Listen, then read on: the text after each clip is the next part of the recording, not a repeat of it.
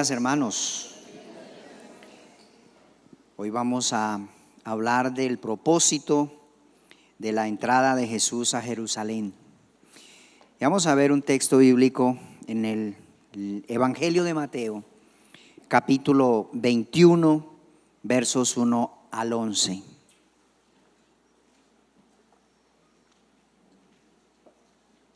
Mateo 21, versos 1 al 11. Cuando se acercaron a Jerusalén y vinieron a Betfagé, al monte de los olivos, Jesús envió 2 discípulos, diciéndoles: id a la aldea que está enfrente de vosotros, y luego hallaréis una asna atada y un pollino con ella. Desatadla y traédmelos. Y si alguien os dijere algo, decid: el Señor lo necesita, y luego los enviará. Todo esto aconteció para que se cumpliese lo dicho por el profeta, cuando dijo: decid a la hija de Sión, he aquí tu rey viene a ti, manso y sentado sobre una asna, sobre un pollino, hijo de animal de carga. Y los discípulos fueron e hicieron como Jesús les mandó. Y trajeron el asna y el pollino y pusieron sobre ellos sus mantos, y él se sentó encima. Y la multitud, que era muy numerosa, tendía sus mantos en el camino, y otros cortaban ramas de los árboles y las tendían en el camino. Y la gente que iba delante y la que iba detrás aclamaba diciendo: Hosana al Hijo de David, bendito el que viene en el nombre del Señor, Hosana en las alturas.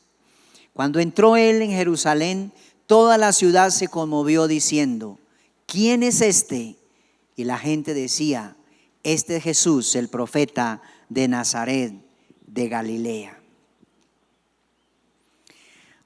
Ahora, ¿cuál era el propósito de la entrada de Jesús a Jerusalén justo 5 días antes de su muerte? En primer lugar, era un cumplimiento profético. En el texto que acabamos de ver, en el capítulo 21, verso 4, dice: todo esto aconteció para que se cumpliese lo dicho por el profeta. Y aquí se está refiriendo al profeta Zacarías. Muchos siglos antes había hablado Zacarías de ese acontecimiento. En segundo lugar, Jesús vino para establecer juicio sobre Jerusalén. Y en el Evangelio de Lucas, capítulo 19, versos 43 al 44, encontramos que allí está establecido el juicio para Jerusalén. Dice: porque vendrán días sobre ti cuando tus enemigos te rodearán con vallado y te sitiarán, y por todas partes te estrecharán y te derribarán a tierra y a tus hijos dentro de ti, y no dejarán en ti piedra sobre piedra, por cuanto no quisiste el tiempo de tu visitación. Ese juicio tuvo lugar en el año 70 después de Cristo con el emperador Tito. Y allí todo fue destruido, la ciudad quedó totalmente en ruinas. Y muchos de ellos fueron muertos por ese emperador. Pero ¿cuál era realmente la intención de Jesús de presentarse así en Jerusalén, cabalgando en un asno, en un burrito? ¿Cuál era el propósito? Jesús estaba siguiendo un método que los profetas del Antiguo Testamento usaban para despertar las conciencias. Los profetas tenían la costumbre de expresar su mensaje en forma dramática cuando presentían que sus palabras no eran suficientes. Y cuando ellos veían la indiferencia, la incomprensión a su mensaje, a sus palabras, presentaban su mensaje en una acción dramática que la gente no podía olvidar, que ellos podían entender ahora sí. Hay un ejemplo en Jeremías, profeta Jeremías, que Una vez que él se convenció de que Babilonia estaba a punto de conquistar a Israel, hizo coyundas y yugos y envió a diferentes ciudades de Israel y se colocó él un yugo en el cuello para que todos lo vieran. Y mediante esta acción dramática, Jeremías dio a entender su intención, presentó claramente el mensaje de que ya no tenían escapatoria, iban a ser esclavizados por Babilonia. Esta acción dramática de Jesús era una presentación deliberada. Él les quería dar a entender que su tiempo había llegado. Jesús dio una señal de que todos pudieran comprender, de que todos pudieran entender ese momento, ese tiempo. Jesús sabía perfectamente que estaba entrando a una ciudad hostil, a una ciudad indiferente, y que había rechazado constantemente su ministerio. Jesús bien pudiera haber entrado en secreto, incluso de noche, pero él entró a Jerusalén de una manera que lo colocaba en el centro de la atención de todos, a la vista de todo el mundo. Todo el mundo se dio cuenta. Y a partir de aquí nunca sería posible decir que él no se había declarado de una manera totalmente visible y clara. La gente se dio cuenta, la gente pudo verlo. Jesús se presentó con toda claridad, sin esconder su identidad como el enviado de Dios. Y él siempre declaró que él era el enviado de Dios, que él era el Hijo de Dios. Y el pueblo no pudo evitar esa realidad mesiánica de Jesús. Ahora, ¿cómo recibió el pueblo a Jesús? ¿Cómo reaccionó el pueblo? El pueblo lo aclamaba de una forma espontánea y entusiasta. Hosana, el que viene en el nombre del Señor.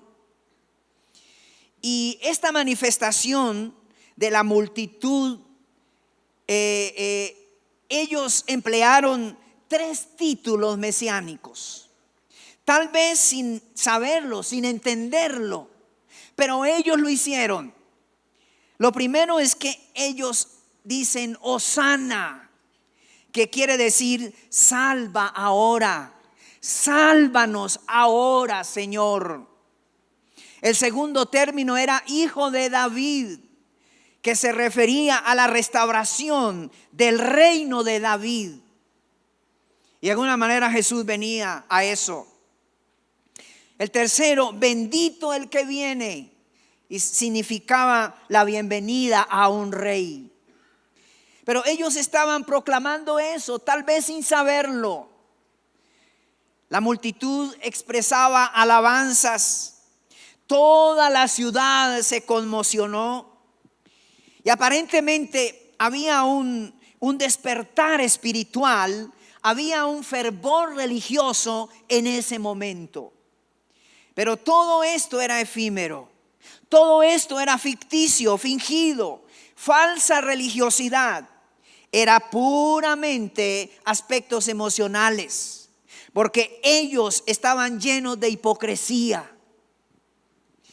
La multitud inestable se une a la agitación momentánea y es llevada por la presión que ejerce el momento o que ejerce la mayoría. Pero estos que saludaron con hosanas y alabanzas al Mesías, que le dieron la bienvenida, 5 días después gritaban: crucifícale, crucifícale. Y ellos mismos aprobaron la muerte de Jesús. Ellos mismos estuvieron de acuerdo para que lo llevaran a la cruz. Y este hecho revela lo que es la naturaleza humana. El corazón, dice la Biblia, es engañoso más que todas las cosas y perverso. Era un pueblo sin convicción, un pueblo sin bases sólidas en su fe, un pueblo insensato, un pueblo que había perdido la dirección correcta, un pueblo que se había equivocado de los valores espirituales. Las mayorías no siempre aprueban lo mejor. Las mayorías no siempre tienen la razón. Las gentes se dejaron arrastrar por la corriente del momento. Sus ojos, dice la Biblia, estaban encubiertos, estaban en tinieblas, estaban vedados, porque viendo veréis y no percibiréis, dice en otro texto. En el libro de Deuteronomios, el Señor dice, hablando a ellos: ustedes los israelitas son tan tontos que no entienden. De oída oiréis y no entenderéis.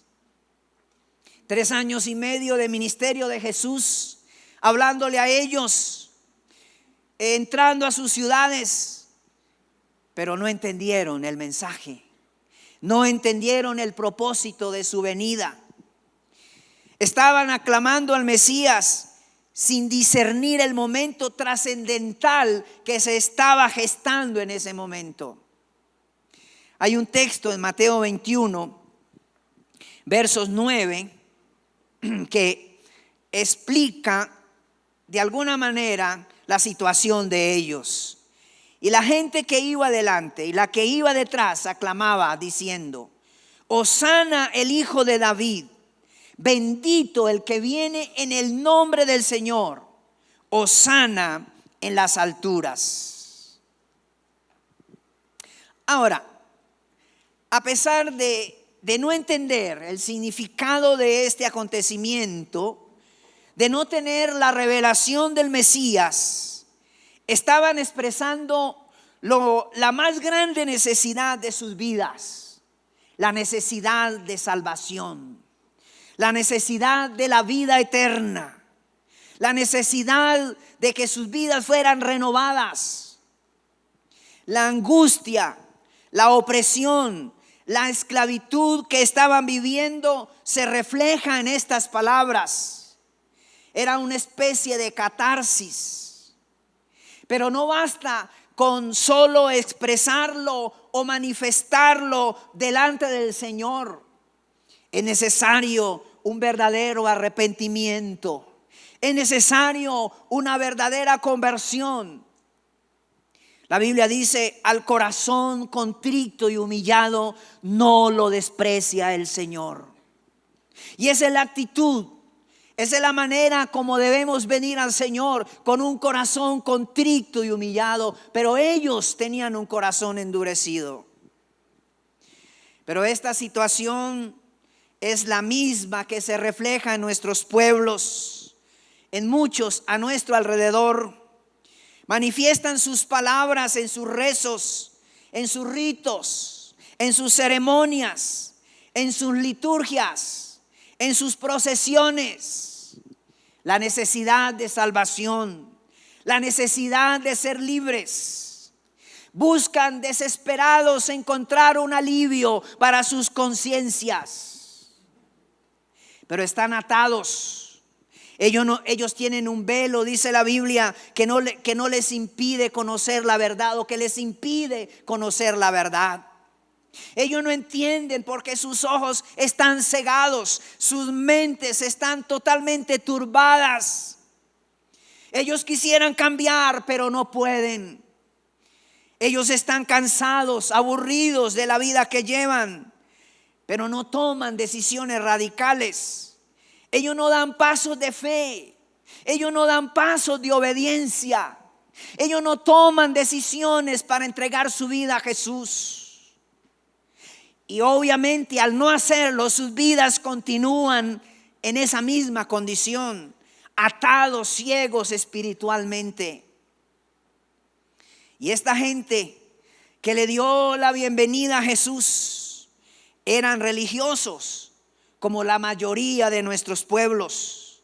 Conocían la Torá, la ley, hacían sacrificios, llevaban ofrendas, se reunían en las sinagogas, en el templo, pero estaban muertos espiritualmente. Solo lo hacían en una forma exterior, pero por dentro estaban llenos de maldad y de pecado.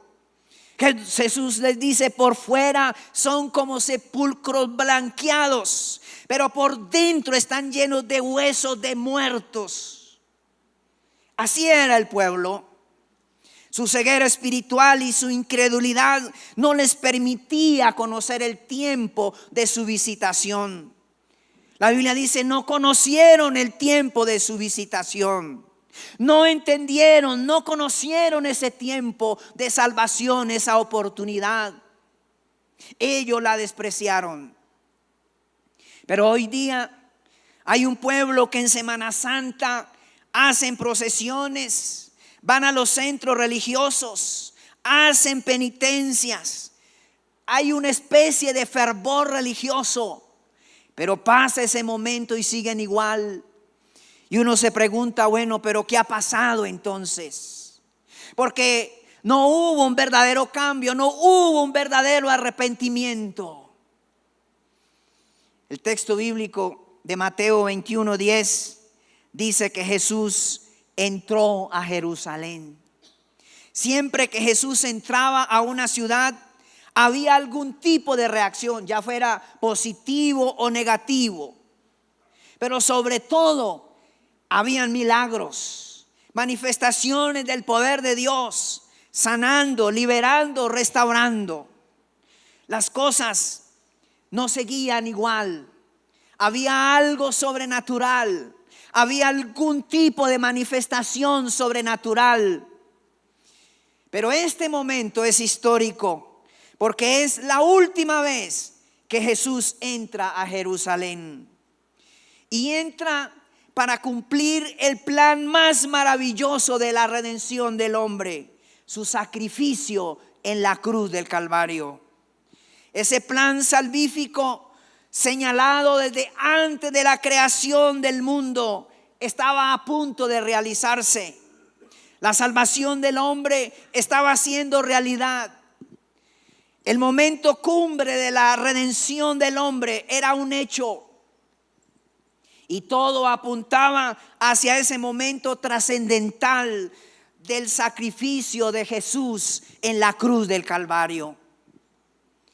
Y así como Jesús entró ese domingo de Ramos a Jerusalén para realizar el plan salvífico, para realizar el plan maravilloso de la salvación, del perdón y de la redención, ese mismo Jesús que entró a Jerusalén ese día quiere hoy entrar también a su vida. Quiere hoy también entrar a su hogar. Quiere entrar a su corazón para transformarlo, para realizar el plan más maravilloso, el plan de salvación, el plan de la vida eterna que Él vino a darnos. Él vino para hacer una restauración total de la vida, de la familia, del entorno. Él vino para darnos una vida diferente. Él vino, como dice Jesús, para darnos vida y vida en abundancia. Pero ¿qué pasó cuando Jesús entró a la ciudad? Dice la Biblia que la ciudad se conmocionó. La ciudad se conmovió. Se produjo una especie de sismo, una fuerte sacudida, una agitación emocional de la gente. Y aunque la gente permanecía indiferente, endurecida, sin embargo, la presencia de Jesús en Jerusalén les traía preocupación, incomodidad. La presencia de Jesús generó una sacudida. Y es que Jesús mueve los cimientos religiosos, éticos y morales de toda persona que se acerca a Él. Sacude profundamente sus creencias, sus apegos, sus ideologías, sus motivaciones, su cosmovisión. Lo sacude completamente Jesús y hace una transformación, un cambio de nuevo. La conmoción es el cambio total que Jesús realiza en la vida, en la mente de la persona. Hay una nueva manera de pensar, hay una nueva manera de ver la vida, hay una nueva manera de hablar incluso. Su conducta es transformada, su vida es cambiada. Pero ¿qué decía la gente? Y la gente se preguntaba, ¿quién es este? ¿Quién era Jesús? ¿Acaso Jesús no se había revelado? ¿Acaso no se había dado a conocer a través de los milagros, a través de sus palabras, de su propio testimonio, de su propia vida? Siempre Jesús se identificó como el Hijo de Dios, como el enviado de Dios. Del Evangelio de Juan, el capítulo 6, hay unos elementos, hay unas personas que dan testimonio de Él. En primer lugar dice que Juan el Bautista dio testimonio acerca de Jesús. Y el ministerio de Juan era precisamente dar testimonio de lo que Él venía a hacer como el Mesías. También dice Juan que las obras que Él hacía daban testimonio. Los milagros, las palabras.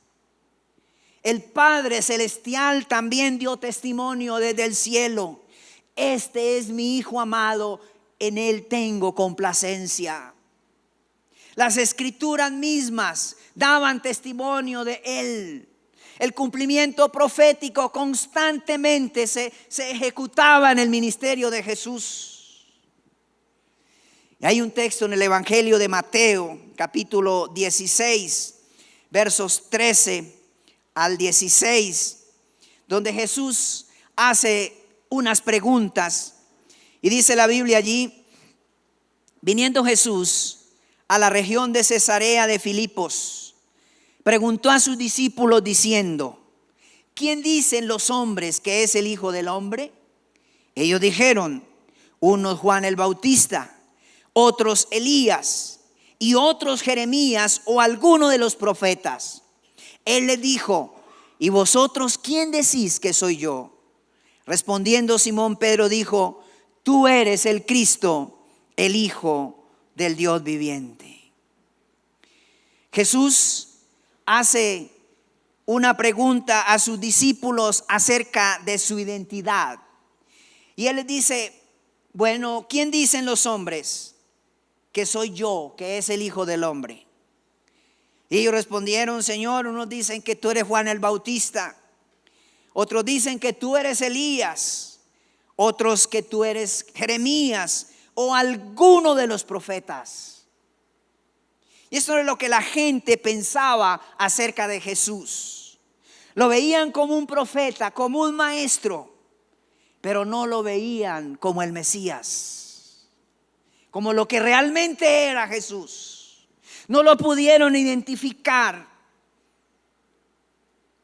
Y ahora Jesús les hace la misma pregunta a sus discípulos y les dice: ¿y vosotros quién decís que soy yo? Y Simón Pedro, inspirado por el Espíritu Santo, una revelación que le viene del cielo, dijo: tú eres el Cristo, el Hijo del Dios viviente. Y esa respuesta es totalmente diferente. Ellos sí tenían una concepción clara de quién era Jesús, el Mesías. Ellos tuvieron una revelación clara de Jesús. Cuando Jesús los llamó, ellos entendieron el propósito de ese llamado. Entendieron sus palabras, entendieron su ministerio y por eso le siguieron. Ellos sí entendieron el propósito de su venida. En el Evangelio de Lucas, en el capítulo 19, verso 41 al 44, encontramos otras características de la actitud de la gente cuando Jesús entra a Jerusalén y la manera como Jesús reaccionó a esa actitud.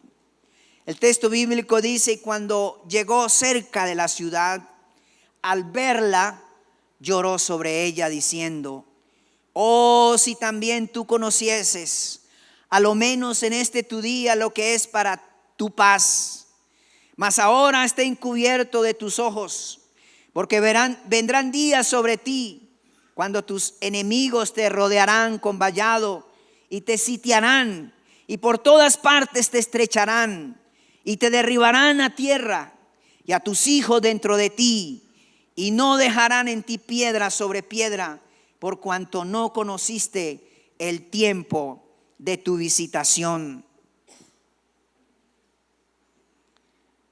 Jesús, lo primero que encontramos aquí es que Jesús, al ver la ciudad, lloró sobre ella. Ahora, ¿por qué lloró Jesús? ¿Cuál es la causa del dolor de Jesús, del llanto de Jesús al ver la ciudad? Lloró al ver la indiferencia, la apatía a la obra salvadora que él venía a realizar. Lloró al ver la ciudad entregada a la desobediencia, a la anarquía total, a la maldad, a la corrupción.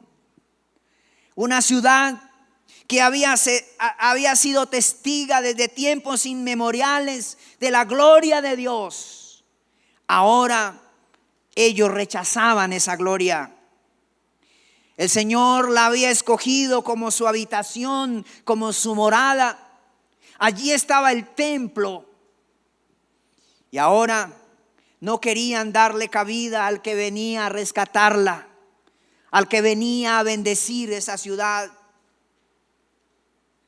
En el pasado fue llamada ciudad de paz. Ahora era una ciudad violenta. Fue llamada la ciudad santa. Ahora era moradora de impíos, de pecadores. En el libro del profeta Isaías, en el capítulo 1, verso 21 al 23, Isaías está hablándonos aquí de la situación real de Jerusalén. Y nos dice Isaías: ¿cómo te has convertido en ramera, oh ciudad fiel? Llena estuvo de justicia. En ella habitó la equidad, pero ahora los homicidas. Tu plata se ha convertido en escorias, tu vino está mezclado con agua. Tus príncipes prevaricadores y compañeros de ladrones, todos aman el soborno y van tras la recompensa. No hacen justicia al huérfano, ni llega a ellos la causa de la viuda. Esa era la condición espiritual de la ciudad. Y por esa condición Jesús lloró. Y lloró al verla convertida en ciudad infiel, llena de maldad. Pero hermanos, nosotros no estamos lejos de esa realidad, de esa degradación moral y espiritual de nuestros pueblos y ciudades. Nuestros líderes han aprendido a diagnosticar los problemas de las ciudades, los problemas sociales, los problemas éticos, espirituales, pero no han solucionado ninguno de esas situaciones. Y hay problemas muy graves, problemas muy serios de todo tipo, problemas de corrupción, problemas de violencia, problemas de inmoralidad.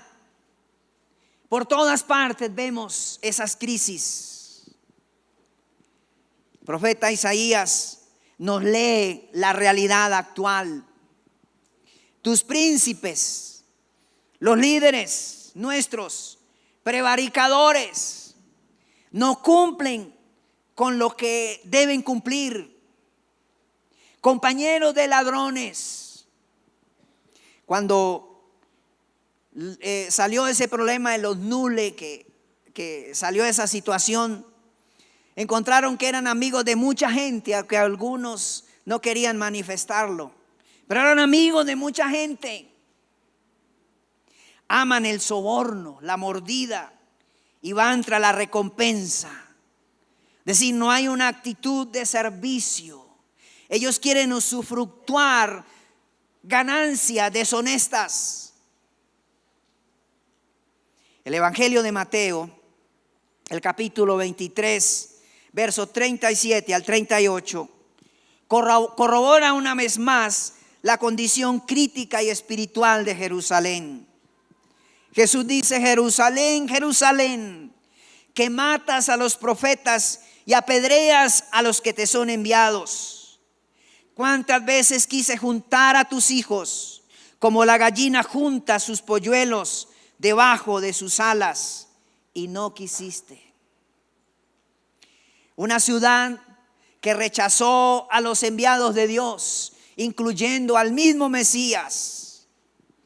Al asumir esta actitud, estaba indicando su total independencia del Señor.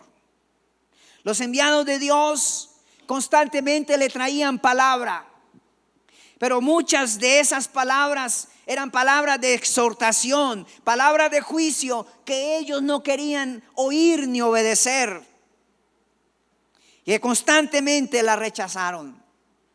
Estos siervos eran incómodos para ellos, molestos, porque no encajaban en la conducta de ellos, porque no encajaban en lo que ellos estaban haciendo. Por el contrario, los exhortaban y los llamaban al arrepentimiento, al cambio. Pero también fue una ciudad que rechazó los cuidados de Dios, rechazó el amor de Dios, la misericordia de Dios. Jesús dice: ¿cuántas veces quise juntar a tus hijos como la gallina junta a sus polluelos debajo de sus alas, y no quisiste? El Señor se expresa a través de una metáfora para describir esa actitud displicente y desafiante del pueblo de Israel. Es como el hijo que rechaza el amor y los cuidados de mamá. Es una actitud de desprecio y de rechazo a lo más sagrado, al carácter de Dios, a su presencia. Es no querer que el Señor se acerque a ellos para bendecirlos. Es rechazar totalmente de plano la bendición de Dios. Es la indiferencia total a la bondad y a la misericordia de Dios.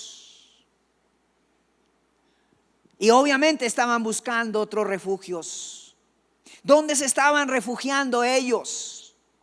En el gobierno de turno, en el emperador, en el sistema religioso, en todos los ritos y ceremonias que se hacían, en los poderosos de la tierra, en el sistema económico que, aunque los tenía esclavizados, ellos seguían confiando en ellos. Y ahí estaba puesta la confianza de ellos. Ahí estaba puesta la esperanza. Porque cuando el hombre se aparta de Dios, deja de depender de Dios, busca otros refugios, busca otros dioses, otras fuentes que de alguna manera llenen el vacío que están viviendo, que de alguna manera calmen en un poco la situación que hay en el corazón.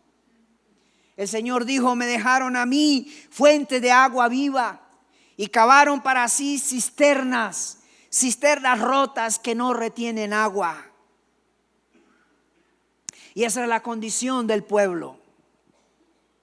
Pero frente a esa actitud de rechazo, de indiferencia al amor y a la misericordia de Dios, el Señor establece juicio. Y el juicio era inevitable. Jesús ahora va a intervenir. La paciencia de Jesús ha llegado a su fin. Y es lo que dice el Evangelio de Lucas, verso 43 al 44.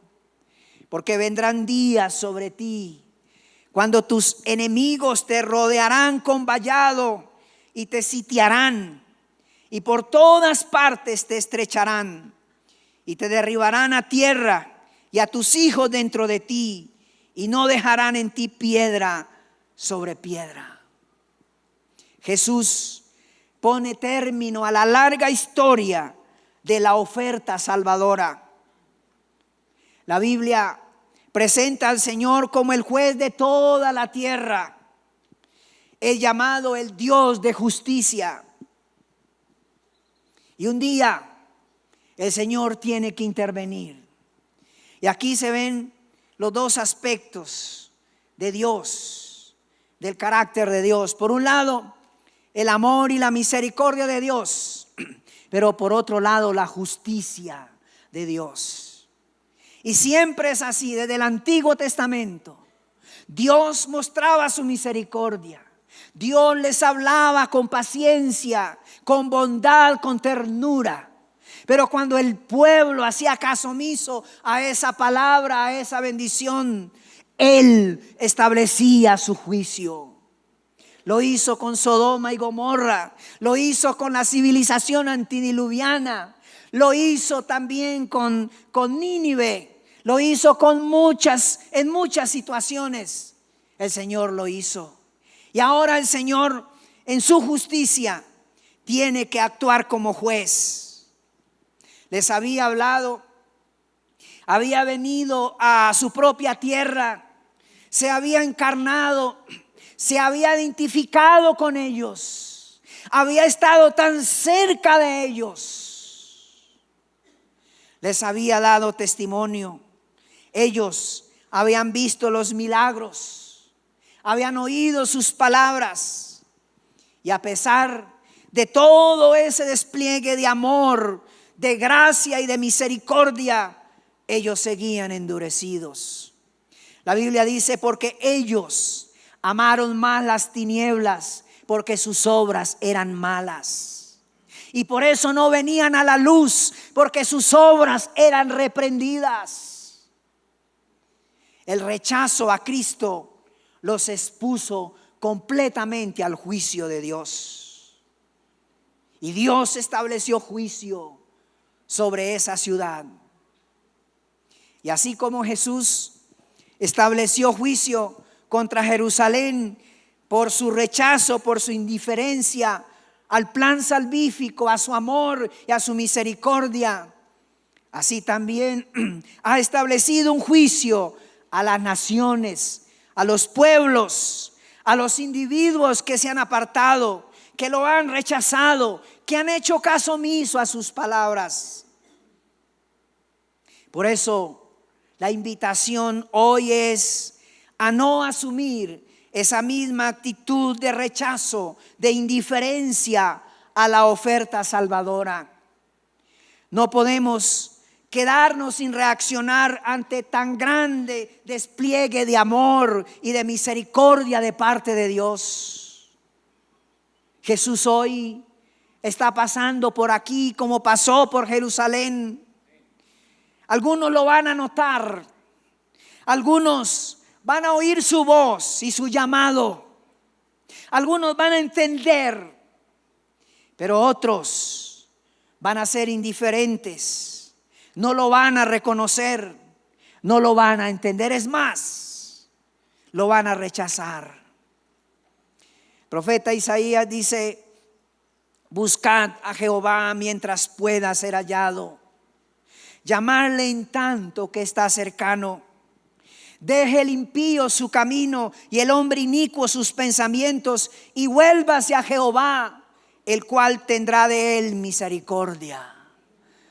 El Señor dice: hoy es el día de salvación, hoy, antes que sea demasiado tarde. Y hoy,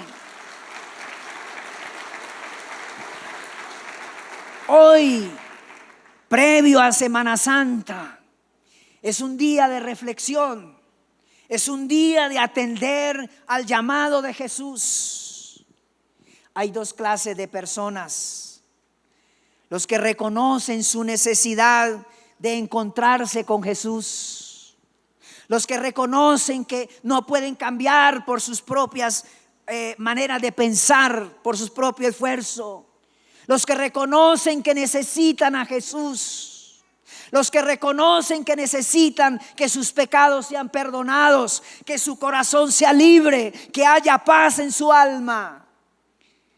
Pero los otros que su corazón permanece endurecido, está lleno de tinieblas y no pasa nada. Hay esas dos situaciones. Y yo le pregunto, ¿de qué lado estás hoy? ¿Está de aquel lado en la cual no le interesa, en la cual no quiere nada? ¿O está en el lado de aquellos que dicen, Señor, yo te necesito hoy? Yo necesito que tú me bendigas. Yo necesito que tú me transformes, que tú bendigas mi hogar.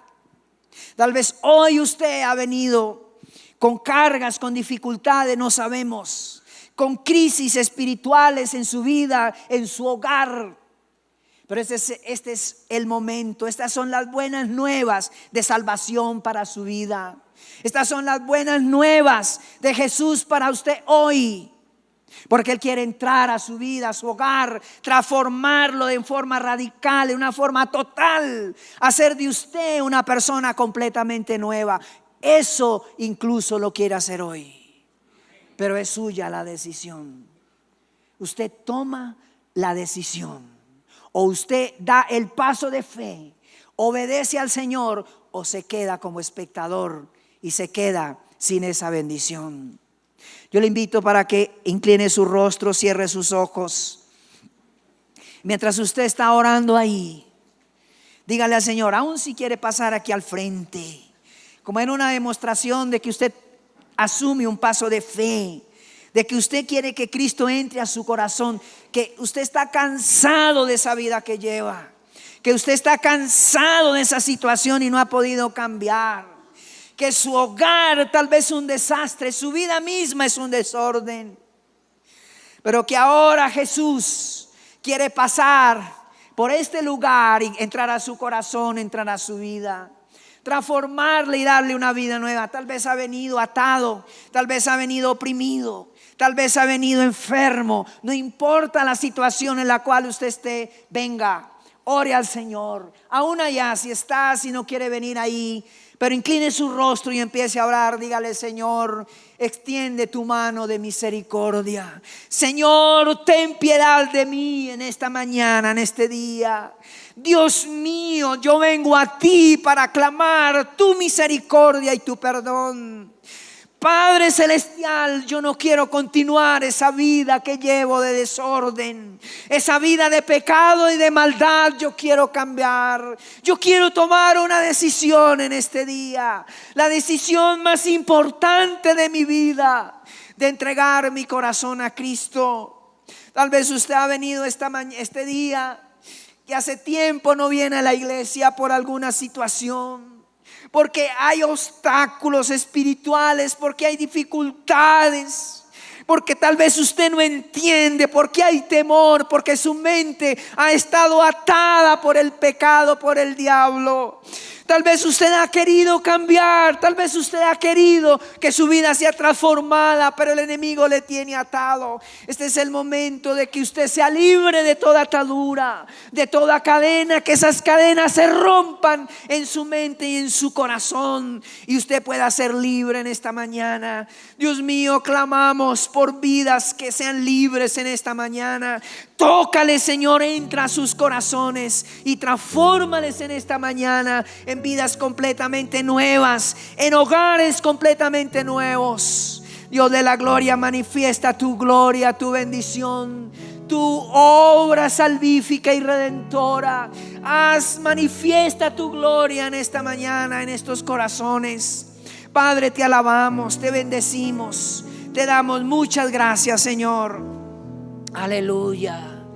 Gracias, Señor Jesús. Quiero conocerte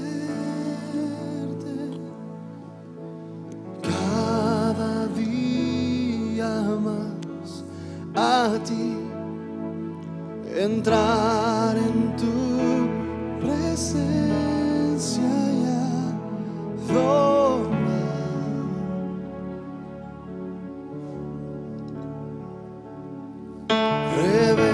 Revélanos tu gloria, deseamos ir mucho más en ti, queremos tu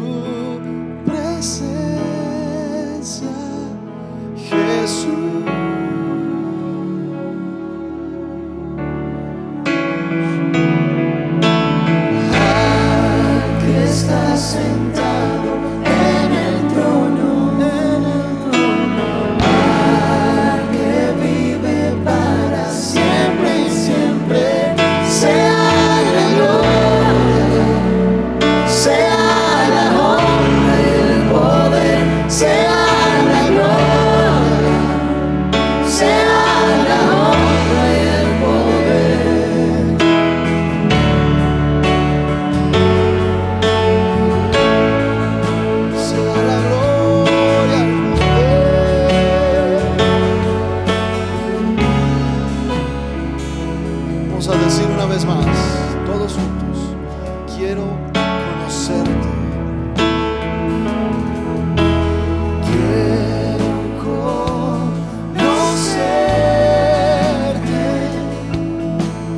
cada día más a ti, entrar en tu presencia y adorar.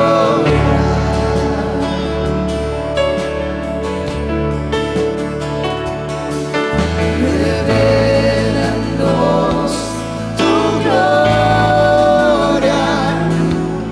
deseamos ir mucho más en ti. Queremos tu presencia, Jesús.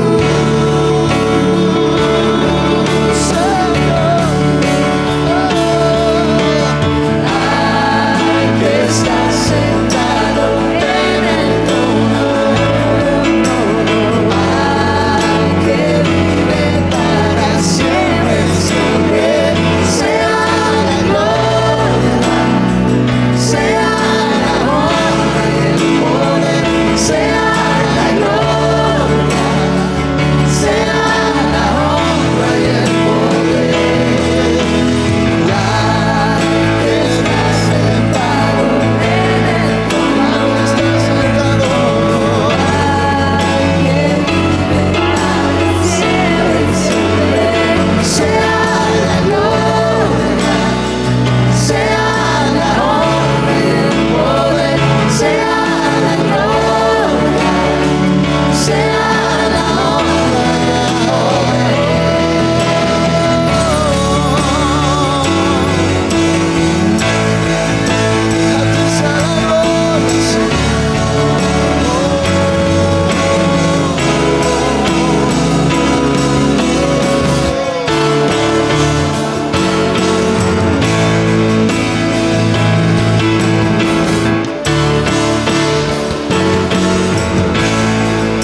A ti sea la gloria, Señor.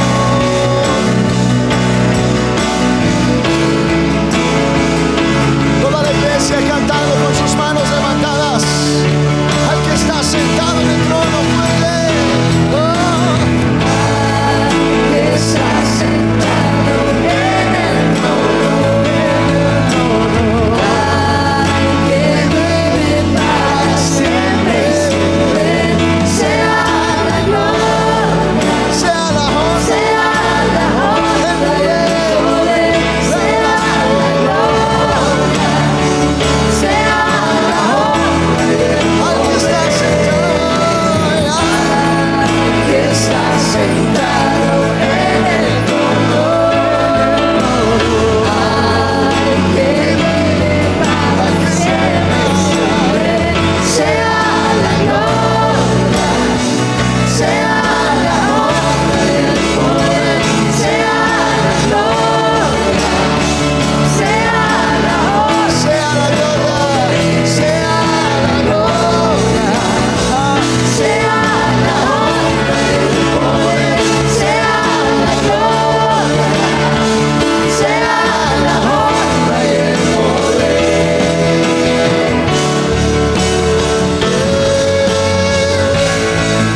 Toda la gloria, todo el poder, al que está sentado en el trono, el Cordero.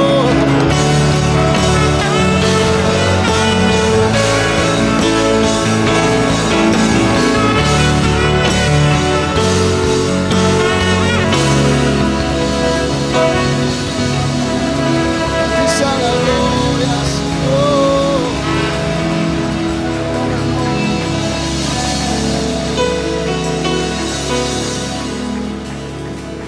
Dios los bendiga, hermanos. Invitamos a los que vienen por primera vez, nos acompañen aquí a mi izquierda en este cuarto.